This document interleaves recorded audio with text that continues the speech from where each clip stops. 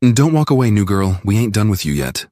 The words cracked through the cafeteria like a slap. The laughter that followed felt heavier than the soup sliding down Maya Williams' jeans. She stood frozen, tray still tilted in her hand, hot broth dripping onto the white linoleum floor. All around her, students watched, not with sympathy, but with that sick curiosity that follows pain when it doesn't belong to them. Maya didn't respond. Not with words. Not yet. Her eyes didn't rise to meet Brad Monroe's, the towering senior who stood smirking with his arms crossed like he owned the school. Behind him, his usual cronies, Kyle the hyena, Jake the shadow, stood shoulder to shoulder, feeding off the humiliation like wolves on fresh meat. "Welcome to Hamilton High, sweetheart," Brad added with a sneer. "You might have been something back in Chicago, but here, you're just another stray." The smell of beef broth clung to her hoodie. Her fingers curled slightly at her sides, and her breath came out steady, but deep, controlled, trained.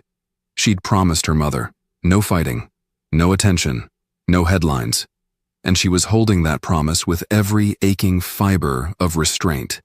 Then it happened. Just as Brad leaned in for one final jab, someone moved from the crowd. A voice cracked through the air, shaky, quiet, but unmistakably firm. "That's enough, Brad." Gasps broke the hush. A skinny, white boy, no taller than Maya, stepped forward. His name was Ethan Price, junior, honors student, not a fighter by any means. His brown eyes blinked behind wire-rimmed glasses. His voice trembled slightly, but the courage in it rang clear. Brad turned, almost amused. "Excuse me?" "She didn't do anything to you," Ethan said. "And even if she did, this is cowardly." Jake snorted. "Is this real?" Brad didn't speak. He just moved. One step forward, and then a fist. It connected with Ethan's cheeks so fast Maya barely saw it happen. Ethan dropped like a sack of bricks. He didn't scream, just hit the ground, one hand bracing his fall, glasses skidding across the tile. The right side of his face bloomed purple within seconds. Maya blinked. For a second, the world around her disappeared. She saw only Ethan, curled slightly, holding his ribs, his breathing shallow. Blood on his lip. And that should have been me. "Pick up your trash, soup girl," Brad said with a wink, and turned away. The boys laughed. The crowd dispersed, but the moment etched itself into the walls. A teacher eventually knelt beside Ethan and helped him to the nurse's office. No detention, no discipline, just silence and sidelong glances.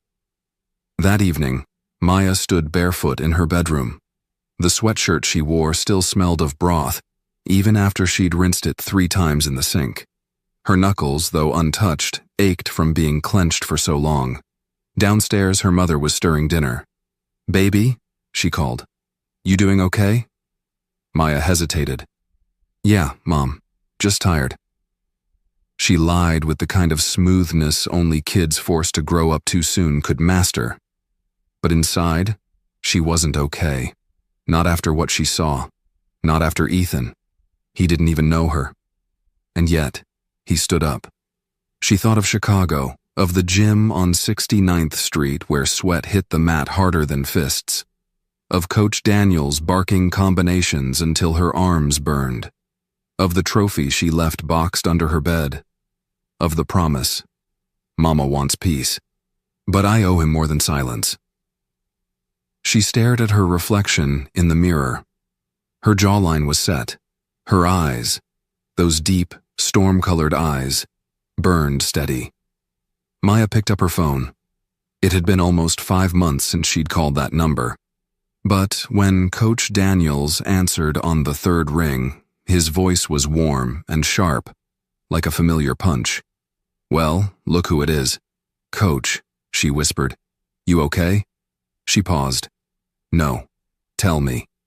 Maya told him everything, the soup, the slap, the boy. There was silence on the line. Then, "Your mom doesn't want you fighting." "I know." But you called me. Another silence. Listen to me, Maya. You have nothing to prove.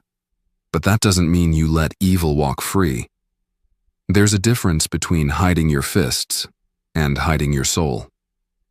I know, she whispered. And? Maya exhaled. If he hits me again, I won't be the one who bleeds. Stay tuned for the most exciting part. Don't miss it. Like and subscribe if you don't want to miss a single moment. Tuesday morning came heavy with a coastal fog. The kind Charleston was famous for. Thick, quiet, hiding everything in plain sight. Maya Williams walked through it like smoke, hood up, head down, backpack light. Not because it was empty, but because she had already taken the weight out of it and placed it inside herself. The hallway at Hamilton High smelled of bleach and teenage exhaustion. Lockers clanged, sneakers squeaked, voices swirled around her like wind. But no one said a word to Maya, except the silence. It greeted her louder than any voice, the kind of silence reserved for people you don't expect to stick around. Or worse, people you've already written off. Her locker was clean. That surprised her. No slurs, no sticky notes, no threats, just stillness. But 2 lockers down, Ethan Price was struggling to open his. His right eye was swollen shut, a dark purple bruise creeping across his cheek like spilled ink. He was wearing a turtleneck, probably to hide the marks along his collarbone. His hand trembled as he spun the dial on the lock. Maya hesitated, then stepped closer. "You shouldn't have done that," she said softly. Ethan didn't look at her. "You're welcome." "You got hurt." "Yeah, still breathing though." She paused, surprised by the grit in his voice. He turned to face her, one eye barely open. "You ever notice the people who hurt others never really take the hits?" he asked. Maya blinked. She wasn't used to this kind of honesty, not from someone like him. "I don't regret it," Ethan added, "but I guess I'm not as good at ducking as you are." Maya didn't smile, but her eyes softened. "You hungry?" she asked. His brow furrowed. "I guess." "Meet me at the vending machine, second period. I'll buy you a snack." "You don't have to." "I know. Do it anyway." She walked off before he could argue. Second period came and went. Maya skipped her seat in world history and waited by the vending machines in the far hallway. Ethan arrived 2 minutes late, still moving stiffly, still stubborn. She bought 2 granola bars and handed one to him. "This isn't an apology," she said. "This is fuel. You need it if you're going to keep being reckless." He chuckled, winced, then bit down carefully. "I didn't do it to impress anyone," he said. "I just got tired of watching people pretend they don't see." Maya leaned back against the wall. "You're braver than most people here." "You've got that backward." "No," she said. "I saw you." "That's not weakness, Ethan. That's what it looks like when someone decides enough is enough." He looked down. "You gonna let them do it again?" She didn't answer, but she didn't have to. Her silence was sharper than a promise. Lunch came, same cafeteria, same table, same group of predators. Brad Monroe and his hyenas entered the lunchroom like kings returning to court. The room quieted, not out of fear but out of habit. Maya sat alone, but not for long. Brad strutted over, towering behind her. "Well, well," he drawled. "Soup Girl's back." Maya didn't turn around. "I was wondering if you'd show your face again. Thought maybe you'd gone back to Chicago where the snow hides the shame." She said nothing. Brad leaned closer, voice dropping to a hiss. "Did you like watching that little white knight bleed yesterday? Maybe next time I'll let you hold his hand while I—" Maya stood up. Not quickly, not violently. Just deliberately. Brad backed up half a step without realizing it. And that was when it happened. A voice, not Maya's, not Brad's, cut through the tension. It was Ethan. He was limping, tray in hand, and still bruised. But he walked up beside Maya, set down his food, and looked Brad straight in the eye. "This seat taken?" he asked. Brad blinked, caught off guard. "You gotta be kidding me." "Nope," Ethan said. "I'm just not done eating." The room held its breath. Brad's lips twitched. He looked at Maya, then back to Ethan. "Y'all really want to make this your hill to die on, huh?" "No," Maya said at last, her voice low and steady. "We just want to eat lunch." Brad stared for a beat longer, then scoffed. "Suit yourself," he muttered, stepping back. "But don't say I didn't warn you." He turned and walked away, muttering to Jake and Kyle as he left. The cafeteria slowly exhaled. Maya sat down. Ethan did the same. No one clapped. No one cheered. But something shifted. A single act of resistance had bent the room. That evening, Maya stood on the back porch of her house. The Charleston sky burned orange over the oak trees. Her mom stepped out with 2 mugs of tea. "Heard there was another moment at school today," she said, handing Maya a cup. Maya looked at her mother. "I didn't fight." "I know," her mom said, "but you didn't run either." They stood in silence for a while. "Do you remember what Dad used to say about standing your ground?" Maya asked quietly. Her mother nodded. "He said, sometimes the strongest stand is the one that doesn't swing first." Maya nodded. "I didn't swing." Her mother smiled faintly. "But you stood." By Wednesday, the whispers had shifted. Not vanished. Whispers never vanish, but they had changed direction. Students at Hamilton High weren't talking about Maya Williams in the way they did on Monday. The word weird had lost its bite.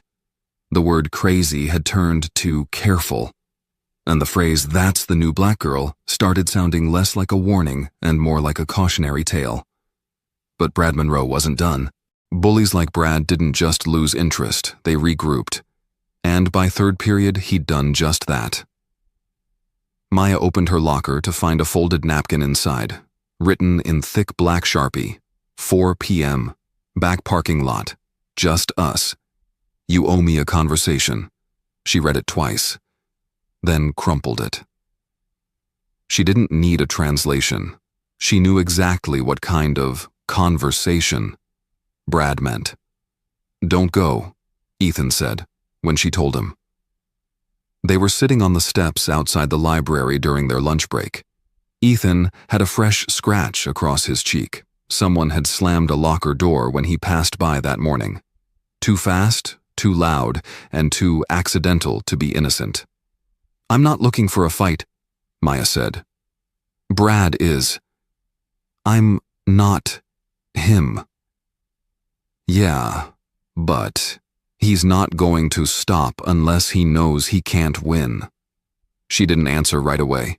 She stared out at the football field in the distance, at the metal bleachers, the battered scoreboard, the banners of fake school pride. "Coach Daniels used to say something," she murmured.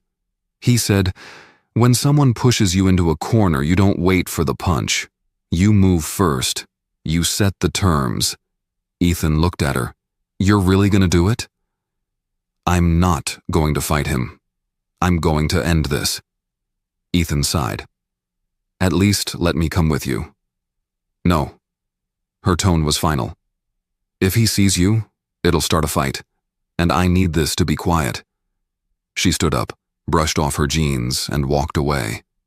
The parking lot behind Hamilton High was nearly empty by 4 p.m.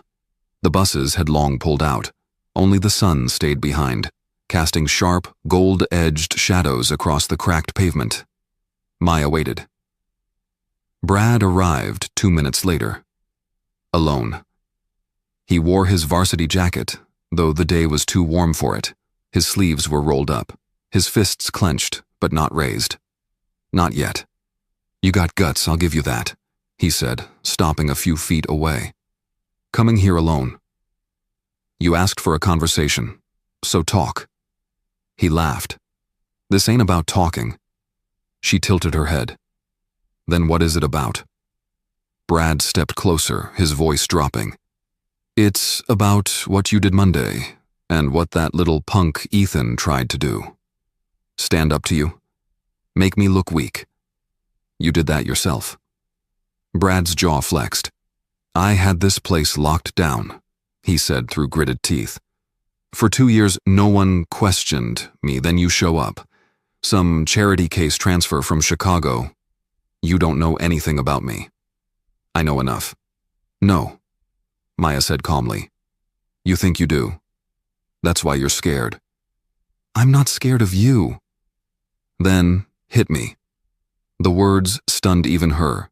They came out low, steady, razor sharp. Brad froze. What? Maya stepped closer, eyes steady, hands still at her sides. You came here to scare me, right? Prove you're still in charge. So, hit me. Let's give you the power back. Brad's mouth opened, but nothing came out. What's wrong? She pressed. Worried I'll hit back? Don't worry, she said, voice now cold as steel. I won't, not here. Not now. I just want you to know what it feels like to be faced with someone who isn't afraid of you anymore. For a moment, all that bravado he wore like armor, it cracked. You think this is over? He asked, trying to hold on to the last threads of control. No, Maya said. I know it is. Then she turned her back to him and walked away. She never heard footsteps behind her. She never had to. That night, Maya sat on her bed, back against the headboard, her phone in her lap. She hadn't told her mom what happened. Not yet. But she'd texted Coach Daniels 2 words. Didn't swing. The reply came 5 minutes later. That's power. The next day, something unexpected happened. Brad didn't show up to school. Jake and Kyle came in late, looked restless, whispered too much, laughed too loud, but they didn't approach Maya, didn't even look at Ethan. Lisa noticed first. You broke the spell, she said, walking beside Maya after English class. It's like you cut the strings. Maya didn't reply, but she noticed something too. People were watching her differently now, not out of suspicion, not fear, but wonder. Like they'd been holding their breath for someone to go first. Ethan found her near the vending machines that afternoon. Well? He asked. It's done. Just like that? Just like that. He stared at her. How do you end a war without swinging? You speak a language they've never learned, she said quietly. And what language is that? Maya looked up at him. Conviction. The quiet didn't last long. By Friday, a new kind of storm was gathering at Hamilton High. One that didn't shout or shove, but spread in whispers, clipped glances, and the silent buzzing of rumors that never seemed to land, just circle. Did you hear what she said to Brad? I heard she threatened him. No, she challenged him. I heard she's some kind of trained fighter, like underground stuff.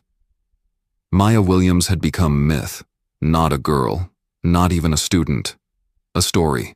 But stories Maya knew were dangerous, especially when they started writing themselves. At lunch, she barely touched her tray. The cafeteria, packed and noisy, still somehow felt like a spotlight was fixed on her. Across the room, Ethan sat reading a dog-eared book on urban legends, though he hadn't turned a page in 10 minutes. Lisa whispered with a group of juniors, all of whom glanced at Maya with something between admiration and fear. And in the far corner, Coach Daniels, not in her usual gym gear but in a faded black blazer and khakis, coffee in one hand, eyes scanning. She was watching, waiting. What's coming next, Maya thought, isn't over. It's just changing shape. That afternoon, Ethan caught up with her by the front steps. Can I walk with you? Sure. They strolled in silence past the tall iron gates of the school, down toward the row of cracked sidewalks that led to the bus stop. Things feel different now, he said. They're not, she replied. Just quieter. You're not scared? I'm alert. Same thing. No, she said. Fear paralyzes. Alertness prepares. Ethan let out a small laugh. You talk like a soldier. I had to grow up around chaos. You learn quick. He didn't press. But she saw the question in his eyes, the silent, what happened, that he respected enough not to ask. That evening, as dusk painted the sky over Westbridge in burnt orange and deep blue, Maya sat on the front porch with her mother, sipping iced tea. Her mother, Teresa Williams, had the kind of voice that could quiet a room without raising in volume. She looked over the rim of her glasses at her daughter. You've been coming home quiet this week. Maya gave a faint smile. Trying to be peaceful. That's not the same as being okay. Maya didn't answer, but her silence spoke. Teresa reached over and laid a hand on hers. You know, I was your age when I realized silence could be a shield. But it can't be a home. That landed. Maya looked up. They don't stop, Mom. Even when you win. They don't have to. You're not fighting to make them stop. You're fighting to stay you. The next morning, Saturday, Maya did something she hadn't done since Chicago. She ran, not away from anything, just forward. She laced her sneakers, tied her hoodie, and ran the old railroad path that curved behind Westbridge's town center. Past rusted benches, past broken fences, past the world's noise. Every stride loosened something inside her. The tension, the weight, the armor. And when she slowed near the ridge, catching her breath beside the town's old water tower, she saw a figure waiting. Coach Daniels, sitting on a bench, arms folded. As if she knew this is where Maya would end up. You kept your feet moving, Coach said. Maya, still panting slightly, raised an eyebrow. You've been stalking me now? I was here long before you. This is my spot. Maya sat beside her. For a while, neither of them spoke. Finally, Coach broke the silence. You handled Brad right, but that was the easy part. Easy? Sure, the first fight always is. It's clean, clear, obvious. The ones that come after are the hard ones. Maya looked over. What do you mean? Coach Daniels turned her eyes to the horizon. The next challenge doesn't throw punches. It throws questions. It makes you doubt your ground. That's when you learn whether you're just reacting or really standing for something. Maya thought of the whispers at school, the eyes watching, the sudden, strange way her presence pulled gravity. I didn't ask for that. Leaders never do. Coach pulled something from her jacket pocket. A folded paper. Maya opened it.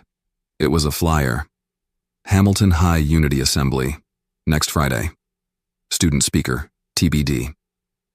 You want me to go up there? Maya asked. Coach shrugged. Not want.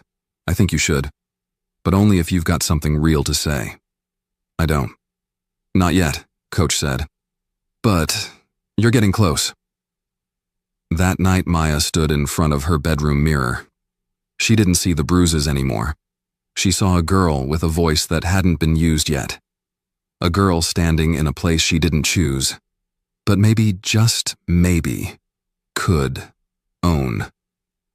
Her reflection looked back, silent, but not afraid. Not anymore. I didn't sign up for this, Maya muttered under her breath, but her name was already printed on the flyer. Maya Williams, student speaker. By Monday morning, it was everywhere, taped to the hallway corkboards, stuffed into lockers, even projected onto the library announcement screen like some kind of spotlight. She wanted to tear it down. Instead, she stared at it, then folded the corner, and walked away. At lunch, the atmosphere had shifted. People still stared, but not like before. No more smirks, no whispered slurs. Just that uncertain awe people get when they realize they might have underestimated the quiet kid. Ethan sat across from her, pushing fries around his tray. "You gonna do it?" "I didn't ask to speak," Maya replied. "But are you going to?" Maya looked up. "Why do you care?" "Because the last person they let speak was Brad," she raised an eyebrow. "That Brad? Yeah, he gave some fake deep speech about tradition and pride. The usual stuff. Everyone clapped, but no one remembered it by the time the bell rang." Maya smirked, just a little. "Sounds about right." Ethan leaned in. "But if you speak, maybe this time they'll remember." That night, Maya stared at a blank sheet of paper. Every time she tried to write something, her mind looped through memories like static. Her first day, the way the hallways twisted with judgment. Ethan, bloody and brave, stepping between her and violence. Coach Daniel's quiet strength. Her mom's voice, calm and steady in the chaos. She put down the pen. Not yet. Tuesday came fast, and so did the pressure. Whispers again, but different. Is she really gonna speak? I bet she'll back out. She's not one of us. What could she even say? Maya kept walking. She passed Brad in the hallway. His bruises had faded, but the arrogance hadn't. He smirked at her, mock clapping. "Big day coming up, hero. Try not to choke." She didn't respond, didn't flinch, didn't need to, because 3 lockers down, Lisa stood with folded arms and fire in her eyes. "Keep walking, Brad," she said, and he did. In the afternoon, Maya visited Coach Daniels in the gym. The air smelled like rubber mats and sweat, familiar and grounding. Coach was taping a broken floorboard, but looked up the second Maya entered. "You ready?" she asked. "No." "Good. That means you're thinking." "I don't know what to say. I'm not some big speaker." Coach nodded. "Most real ones aren't." Maya sat on the bleachers, chewing the inside of her cheek. What if I say the wrong thing? What if I make it worse? Coach walked over and sat beside her. Worse than being shoved against lockers and treated like a disease, Maya swallowed. Truth isn't about being liked, Maya, Coach said softly. It's about being heard. You've already earned their attention. Now you choose what to do with it. That night, she didn't sleep much. Instead, she wrote. She crossed out. Started again. She stared at her words, whispered them aloud, then rewrote them in simpler terms. She didn't want a speech. She wanted a moment. A mirror. A chance to show them who she was, not because she owed them, but because she owned herself. Wednesday after school, a surprise visit. Ethan knocked on her door, holding 2 sodas and a box of supermarket donuts. I figured you forgot to eat, he said. She let him in. They sat at the kitchen table under the soft glow of the pendant light. Want to hear what I have so far? Ethan nodded. She unfolded a crumpled page and began to read. Halfway through, she stopped. It's not perfect. It's not supposed to be, he said. It's supposed to be you.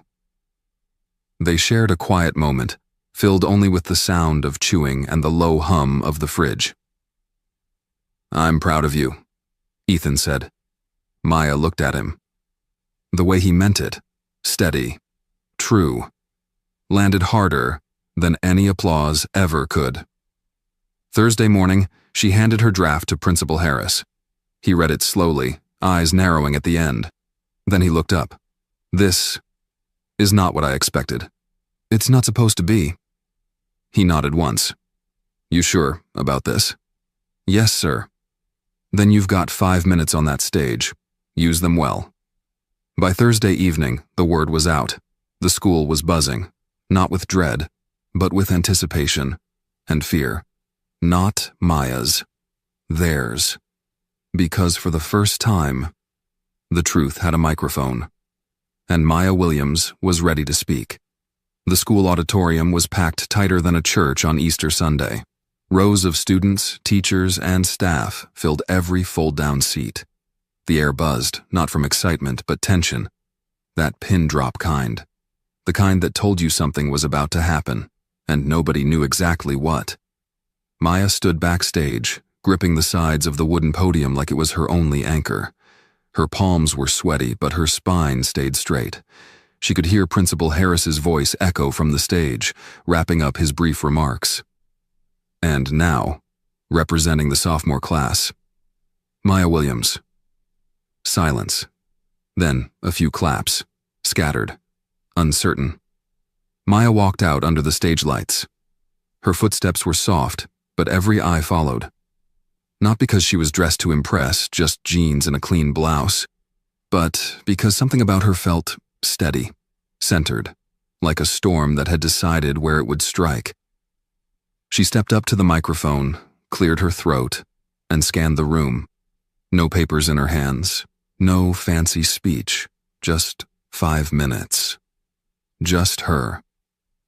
When I first walked through these doors, her voice carried, clear, steady. I felt invisible, but not the kind of invisible that's quiet, the kind that makes people talk around you, stare at you, pretend you're not even worth pretending for. She paused, letting the truth sit in their ears.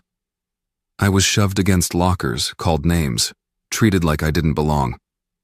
No gasps. They knew. They'd seen, or worse, ignored it.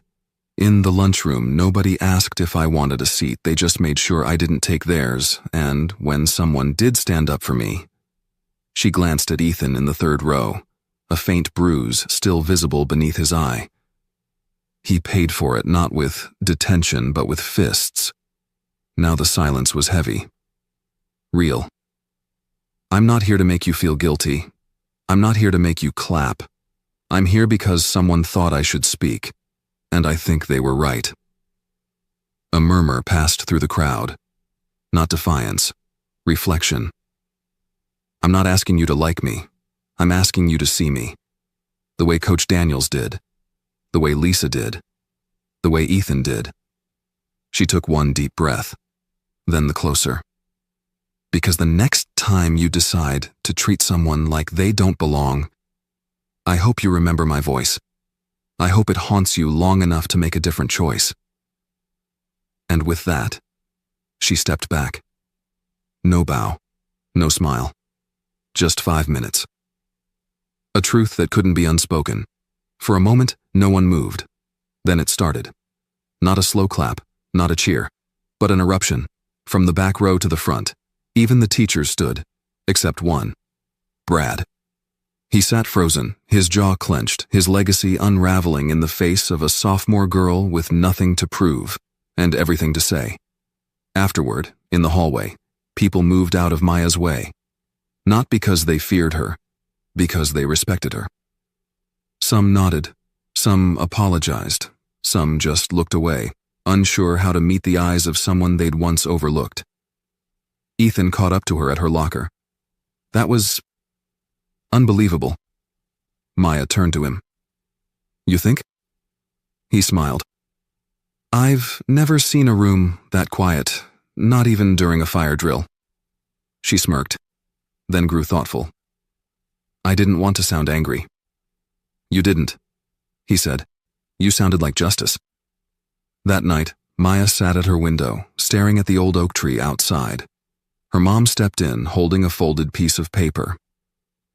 It's from Principal Harris, she said, handing it over. Inside, handwritten in black ink. Thank you for reminding us what courage looks like. Harris Maya closed the note. For the first time in months, she exhaled without a tremble, because maybe she didn't change the world, but she'd shifted the weight of one small town, and for now, that was enough.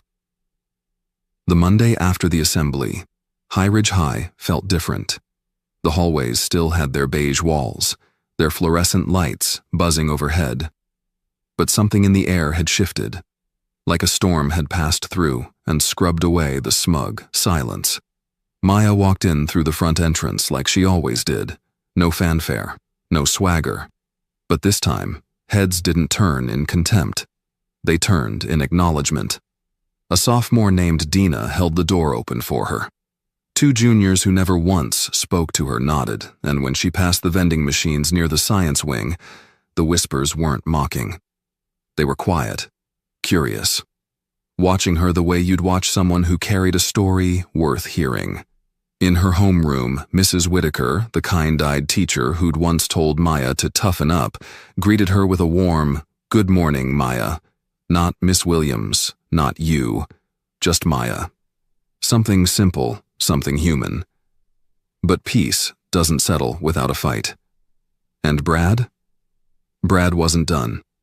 He slouched behind the gym building that afternoon, legs crossed over a concrete bench, thumbs tapping furiously at his phone.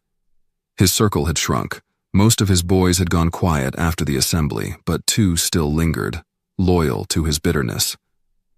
"Everyone's acting like she's some hero," Brad growled. "Like I'm the villain." "Aren't you?" one of the boys mumbled. Brad turned to him, jaw tightening. "I didn't do anything they didn't deserve," he spat.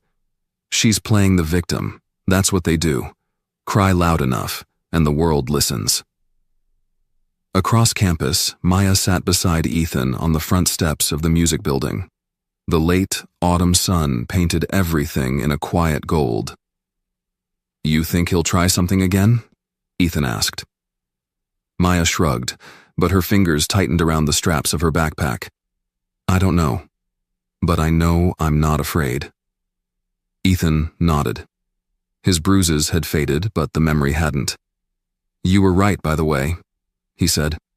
"That speech? It stuck with people. Even Coach gave me a fist bump this morning." Maya smiled softly. "I didn't do it for them. I did it for me. For every time I felt like disappearing." She paused, then added, "And for people like you, who showed up when it mattered." Later that week, something unusual happened. Coach Daniels called Maya and Ethan into his office. "Sit down," he said, his tone neutral. Maya and Ethan glanced at each other, but obeyed. Coach pulled out a folder from his drawer and placed it in front of them. Inside was a letter from the school board, an official apology for mishandling the bullying reports, for dismissing Maya's earlier complaints, for their failure to act. Maya stared at the letter, then up at Coach. "Is this real?" He nodded. "Took some pushing. Your words did more than just shake the students, Maya. They shook us too." Ethan let out a low whistle. "I guess the truth really does echo." Coach smiled, sometimes louder than a fist. He stood and extended his hand. "Proud of both of you." They shook it. First Ethan, then Maya. And when they walked out of that office, the hallway didn't feel like enemy territory anymore. It felt like neutral ground. That night, Maya and her mom sat on the porch with mugs of chamomile tea. The wind rustled through the trees, soft and clean. "You changed something," her mother said, voice calm but full of pride. Maya shook her head. "Not enough." Her mom smiled gently. "But enough for someone else to try." They sat in silence for a while. Then her mom added, "You know, your father used to say, sometimes justice doesn't arrive with sirens. Sometimes it walks in wearing sneakers and carrying a backpack." Maya looked down at her worn-out sneakers and smiled. "Then I guess I'm doing all right." The storm that had been brewing for weeks finally broke on a Friday afternoon. Maya stood alone on the blacktop behind the gym, where the bleachers cast long, slatted shadows under the fading sun. She wasn't supposed to be there, but something inside her told her not to run anymore. Not from whispers, not from threats, and certainly not from Brad. The concrete still held the marks from last month's incident. Ethan's blood had washed away in the rain, but Maya hadn't forgotten. She'd passed that spot every day since, jaw clenched, eyes forward. Today was different. Today, Brad was waiting. "Thought you'd show up," he said, arms crossed. two of his hangers-on leaning against the fence behind him. His face was flushed, not with shame, but with something more dangerous. Entitlement. Maya didn't flinch. "I'm not here to fight." "Too bad," Brad sneered, stepping closer. "'Cause I am." The boys behind him shifted. One cracked his knuckles. The other muttered something about finishing what we started. Maya stood still, calm, but coiled. "You think just because you gave one little speech in front of the school that everything changes?" Brad spat. "You think you belong here now?" "No," Maya replied. "I don't think I belong. I know I do." Her voice didn't rise. It cut. "You came here to intimidate me," she continued. "But it's not working anymore. People see you now, Brad. Not the football star. Not the all-American boy. Just a scared kid who doesn't know what to do when the world stops agreeing with him." Brad's eyes flickered. "You better watch that mouth," he snapped. Maya didn't move. "I watched while you humiliated me, while you called Ethan a traitor, while you made this school a place people feared." She stepped forward now, just one step, but it changed everything. "You're not the storm, Brad. You're the noise before it, and your time's up." The moment hung there, heavy as thunderclouds. Then came the crack, not of a slap, not of a punch, but of the gym door swinging open. Coach Daniels and Principal McKinley, followed by two officers from the local sheriff's department. Brad turned, pale now. "What the—" "We've been listening," McKinley said. "You just gave us exactly what we needed." Behind her, one of the officers pulled out a folder. Video footage, witness statements, Ethan's testimony, Maya's, a paper trail of fear. Brad's friends took a step back, suddenly disinterested in loyalty. "Bradley T. Morrison," the officer said, voice firm. "You're being placed under arrest for multiple counts of harassment, assault, and intimidation. You have the right to remain silent." The rest was muffled by the sound of Maya's pulse pounding in her ears. She didn't move until Brad was cuffed and escorted away. The crowd had started to gather. Students, teachers, even a few janitors who had seen too much over the years, but never spoken. And then Ethan stepped beside her. "You okay?" Maya nodded. "I didn't want it to end like this, but it had to end," he said quietly. "And you made it happen." That evening, Maya sat at her desk, pen in hand, staring at a blank notebook page. Her fingers hovered above it like the truth was waiting for permission. Then she began to write. "Highridge tried to break me, but it taught me something instead. That silence helps no one. That fear is a habit, and habits can be broken. And that even in a place built to shut you down, you can still stand up." She closed the notebook and smiled. This wasn't the end. It was the reckoning. And she had survived it. The first morning of spring break came quiet. No alarms. No footsteps in the hallway. No lockers slamming like thunder. Just sunlight slipping through the blinds, and a stillness that felt earned. Maya Williams sat on the back porch of her grandparents' house, wrapped in a thin quilt that smelled faintly of cedar and old prayers. Her fingers curled around a chipped coffee mug filled with chamomile tea. Across the backyard, the pecan tree swayed in a soft Georgia breeze. Tall, rooted, unchanged. Except everything had changed. Highridge Academy was silent too. Suspended board members, community outrage, a full district audit. Brad's arrest had cracked more than just his own future. It had exposed the rot in a system that protected boys like him and punished girls like her for daring to speak. But that wasn't the story Maya wanted to tell today. She opened her notebook again, the same one she'd been carrying for months. The pages were heavier now, soaked in names, memories, small victories, big wounds. But this entry was different. This is for the girl who walked into the cafeteria and sat alone. For the boy with shaking hands who stood up to hate and paid for it in bruises. For every teacher who looked away. For every friend who stayed. And for the woman I hope to become. Someone who doesn't just survive injustice, but rewrites the rules. A knock at the door pulled her back. It was Ethan, holding a plastic container with homemade cornbread and a crooked smile. "My mom said you looked too skinny on TV," he joked. Maya laughed, a sound she hadn't heard from herself in a long time. "Tell your mom I said thank you, and that I'm still waiting on her peach cobbler." He sat beside her, quiet for a beat. Then, "You did it, Maya. You changed things." She shook her head. "We changed things." They both looked out toward the tree.